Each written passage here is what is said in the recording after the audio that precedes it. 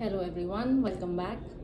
Following up on how open access power works, let's today have a closer look at banking of energy. Let's try to see this with the help of a case study, say of a sugar factory with about 1 megawatt of power consumption. Now this 1 megawatt of consumption will be variably spread across the course of day, and that means it requires power around the clock.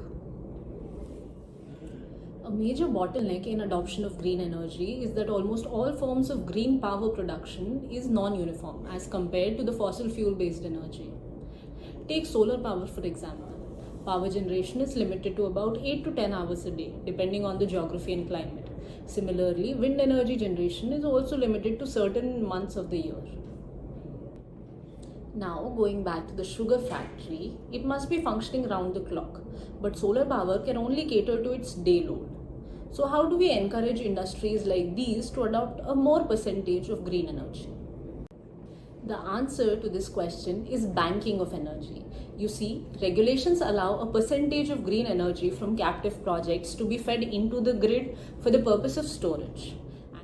And this energy can then be consumed during unproductive hours to cater to the corresponding power requirement. So, does that mean that C&I category consumers can go for 100% green energy consumption? That would be ideal, but in reality that's not the case. There are certain challenges to the adoption of 100% banking of energy. The first and foremost amongst challenges for adoption of 100% banking comes from the resistance from DISCOMs.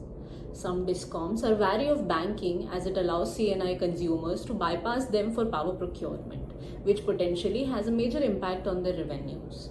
This has led to DISCOMs lobbying for stricter banking regulations. This issue seems like a classic tussle between status quoist mentality and advancement.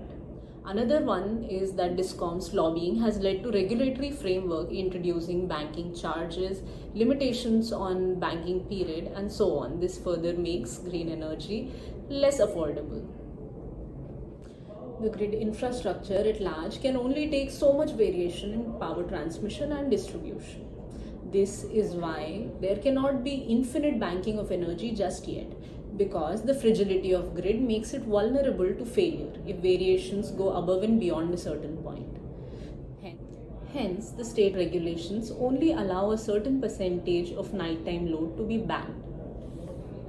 To summarize, banking of power refers to the ability of a consumer to store excess energy generated from a captive project with the help of grid infrastructure. In case of solar, extra power produced during the day can be fed into the grid and then be utilized later, typically at night. That is all for today. Next time we'll delve further into the nationwide and state-wise banking regulations in India. Thanks for staying with us this long. My name is Himani and this video is powered by GH2 Solar. See you soon again. Until then, take care. Goodbye.